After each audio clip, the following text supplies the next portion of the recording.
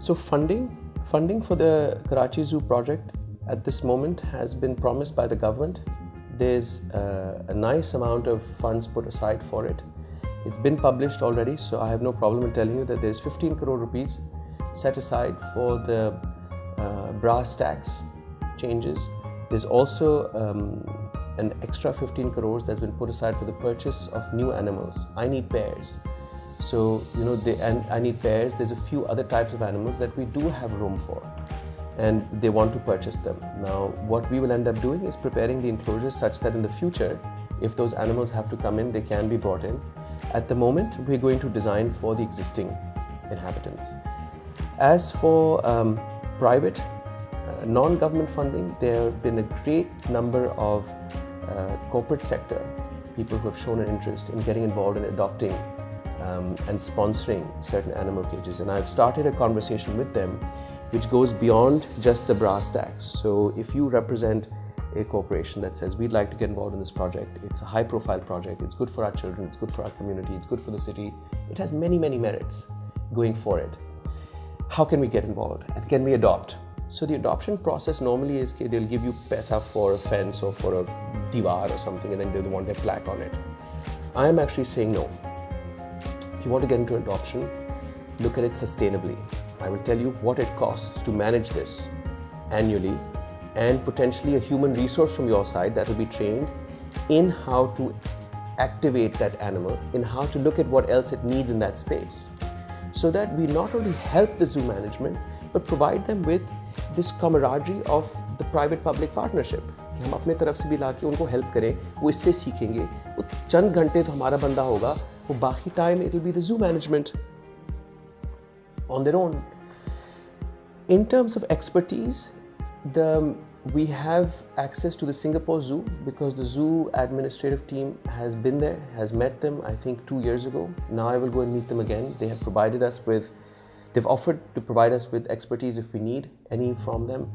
I also have access to and in communication with Born Free Foundation in the UK, and said that, if we need you, would you like to come on board, help us? They've said yes, absolutely. And in the same vein, there's the Bronx Zoo. There was a gentleman who used to work and manage the Bronx Zoo in New York, who's retired, and he's friends of one of the people on the zoo technical team consortium. He's agreed to come out as well. So we have access to funds from the government.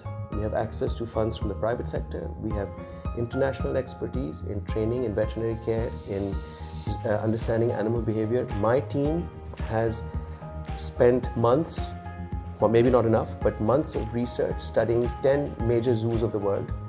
And all our learnings we're applying from there. Having said that, there's no particular zoo that is being replicated. There's a common misconception that the Karachi Zoo is going to magically and only in a small budget of 15 crore rupees suddenly look like the Singapore Zoo. It's not possible, first of all, for that kind of budget.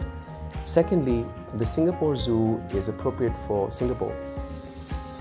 We need a zoo that's appropriate for our city, our people, our culture, our management, our climate.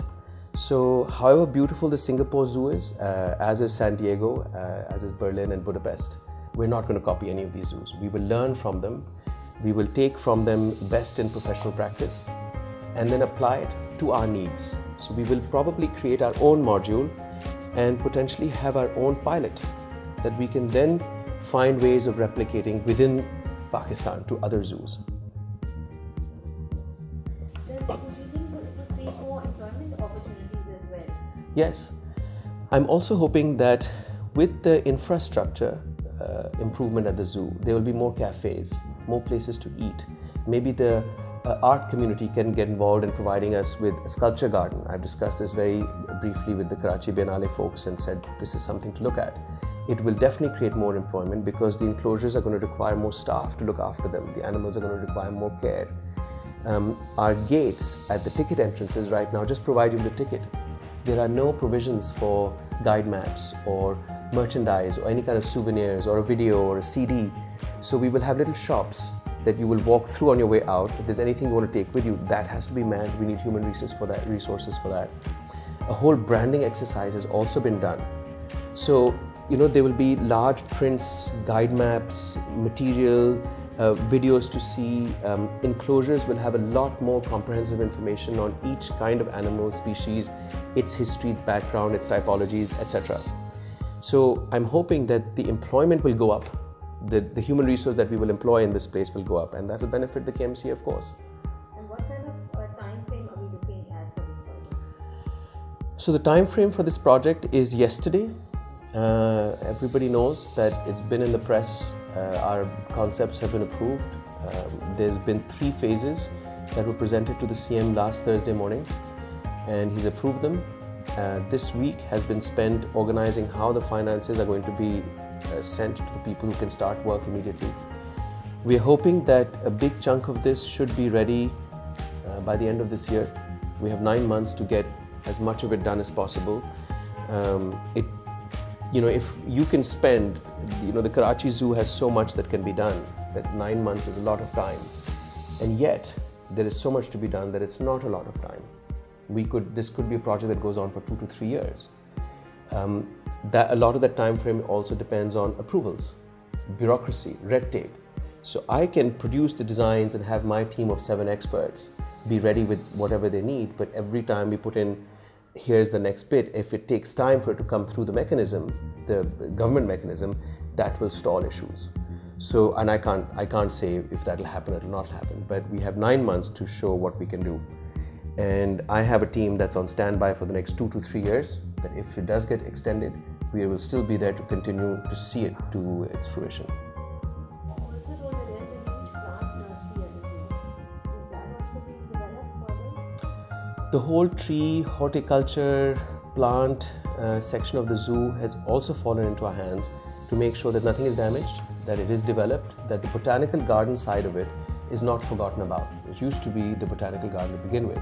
So our branding now is saying Karachi Zoo and Botanical Gardens. So there is going to be museumification of all the trees and the green areas, more so than there is at the present moment. Any challenges that you think you will face, or but I would like to say it more as how you were able to overcome the challenges? Are there any that you are facing right now?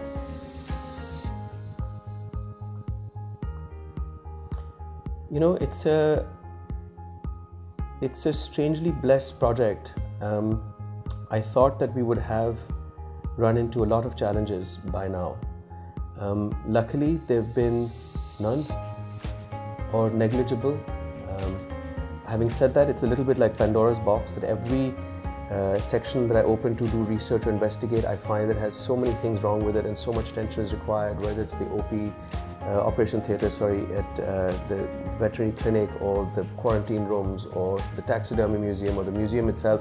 Everything needs attention, and I'm sure there will be challenges. It's not possible that a project of this scale and this level of complexity and sensitivity is not going to have challenges. But alhamdulillah, I have to say that it really is blessed, and so far the support that we've been getting from all the government bodies, all the parties that are involved in this has been phenomenal. From the guy, the zookeeper, to the management, to the very top, all the way to the CM's office. Touch wood, we've had absolutely no challenges yet. Okay, so what about marketing? That will come at a later stage, I suppose. And how is it going to be? Any idea on that? So the marketing and the education end of it, Foundation Public School has played a huge role in the last few years in terms of getting involved, getting their students and themselves involved in the support for the zoo activities. There's an SOZ, Save Our Zoo program that they've been running, that they've come forth and introduced to me and said, what can we do? Similar to that, there's a couple of large corporations who've said, how can we get involved in the marketing and the educational, the softer side of it, forget the funding for fencing and hard materials. So interestingly enough, there's somebody who today approached me and said, we should have children's books that are based on characters at the zoo, the animals and their names and their lives, and can we help you do the website? Can it be interactive? Somebody said, well, we'll bring programs. So we will allocate our students to come in here and spend time with the awam and tell them what's going on. Can we have competitions, whether it's painting or drawing or storytelling?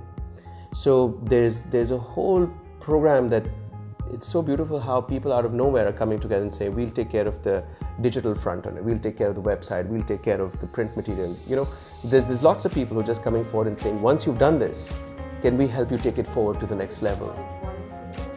No, I mean, it's not voluntary work. I think for the schools it probably will be, because it's part of the community service for the students. But I think a lot of this will be billable.